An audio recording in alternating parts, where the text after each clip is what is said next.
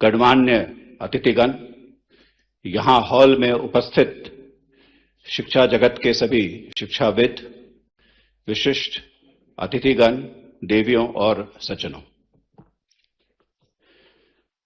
कल शाम को जब मैं राजा भोज इंटरनेशनल एयरपोर्ट पर जब पहुंचा तो मुझे अनायास कुछ याद आ गई कि जो मैंने कुछ दिनों पहले पढ़ा था। राजा भोज के बारे में लिखा गया था कि वो महज 45 वर्ष की ही उनकी आयु सीमा रही।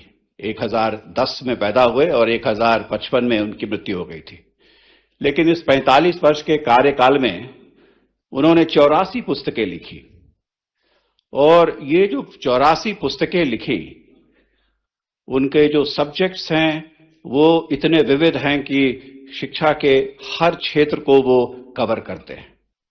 उन्होंने रसायन शास्त्र पर लिखा, धर्मशास्त्र पर लिखा, पतंजलि के योग सूत्र पर लिखा, पर्सनल हाइजीन पर किताब लिखा। तो एक तरीके से देखा जाए तो अंग्रेजी में एक शब्द है पॉलीमैथ, जिसको हिंदी में बहुश्रुत कहते हैं। तो मुझे इस बात का भी सुखद अनुभव हुआ कि आज मैं सुबह जब इस ऐतिहासिक हॉल में आया तो इस हॉल का भी नाम राजा भोज सभागार है। तो मध्य प्रदेश में एक शिक्षा के प्रति और एक इंटेलेक्चुअल एक्टिविटीज के प्रति एक बहुत ही पुराना इतिहास है और ये इतिहास मैं अपने लिए अपने आप को याद दिला रहा हूं। सर, अभी कुछ दिनों पहले मैं एक परिचर्चा सुन रहा था जिसमें एक नोबेल प्राइज में इकोनॉमिक्स के विनर थे।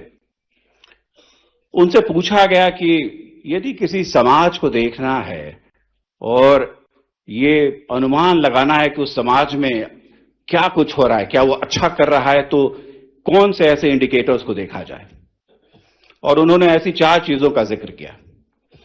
पहला उन्होंने जिक्र किया कि are the students learning well, क्या हमारे जो बच्चे हैं वो सीख रहे हैं और उनका लर्निंग आउटकम बेहतर है या नहीं। आर दे इनोवेटिंग, क्या नवाचार हम कर पा रहे हैं। And is this innovation leading to new invention, क्या टेक्नोलॉजी हम नई बना पा रहे हैं या नहीं बना पा रहे हैं।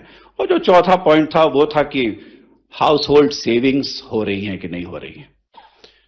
मुझे इस बात का आभास हुआ कि इन 4 चीजों में से 3 चीजें ऐसी हैं जो कहीं ना कहीं शिक्षा